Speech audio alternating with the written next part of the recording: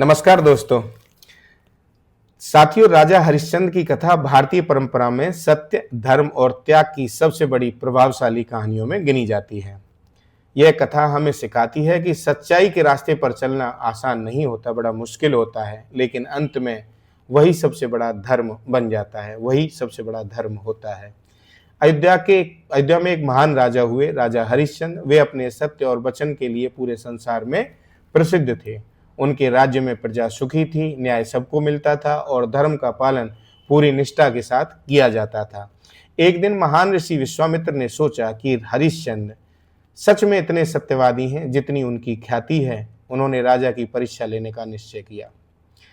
ऋषि विश्वामित्र एक यज्ञ कर रहे थे। उन्होंने स्वप्न में राजा हरिश्चंद्र को दर्शन दिए और उनसे दान में उनका पूरा राज्य मांग लिया। सुबह सुबह होते ही हरिश्चंद्र ने बिना संकोच के पूरा राजपाट उन्हें दान कर दिया।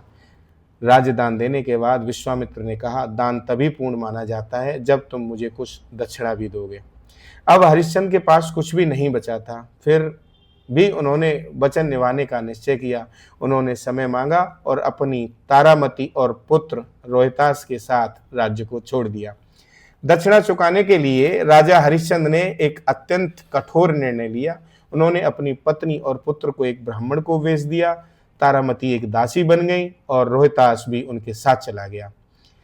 एक राजा अपने ही परिवार से बिछड़ रहा था, लेकिन अपने मन में वचन को निभाने के लिए संकल्पित था, पीछे नहीं हटा था। अब भी दक्षिणा पूरी नहीं हुई थी, इसलिए हरिश्चंद्र ने स्वयं को एक चांडाल को बेच दिया, शमशान का रक्षक बन गया। उन्हें शमशान घाट पर काम करना पड़ा, मृतक शरीरों का अंतिम संस्कार करवाना और टैक्स लेना होता था। तो कभी राजा था, वह अब साधारण सेवक बन गया, लेकिन एक चीज नहीं बदली, उनकी सत्यनिष्ठा। समय बीतता गया। एक दिन एक बहुत बड़ी दुखद घटना घटी। रोहतास को सांप ने काट लिया और उसकी मृत्यु हो गई। तारामती अपने पुत्र को लेकर शमशान पहुंची, जहां हरिश्चंद्र काम कर रहे थे। पति पत्नी आमने सामने थे, लेकिन दोनों अपने कर्तव्य से बंधे हुए थे।